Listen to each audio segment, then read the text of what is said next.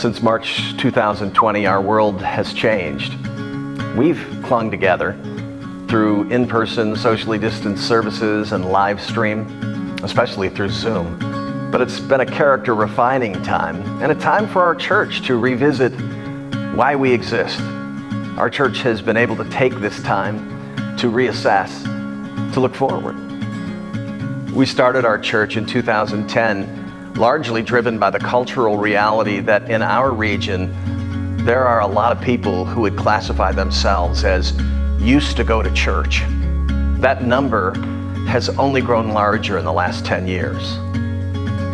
Our ambition has always been to be a church of Christ followers who were genuinely experiencing the grace of God in every area of their life, and then sharing that experience with friends and family, and then collectively represent Jesus in the way we live with each other and in our community.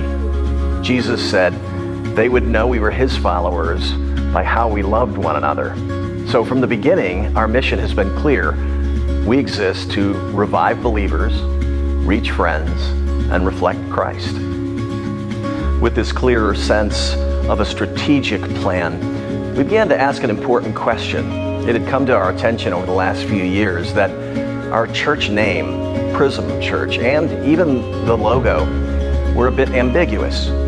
There were times where people wondered whether or not we were a Christian church that was committed to the gospel as described in Scripture.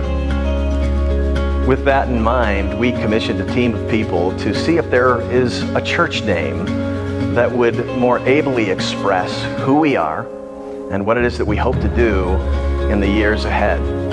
As a result, our leadership team has made the decision that our new church name going forward will be the Chapel at Pasadena. We believe that this name embodies a Christian community that is centered around the gospel and committed to the scriptures. As well, the word chapel has positive connotations for most people.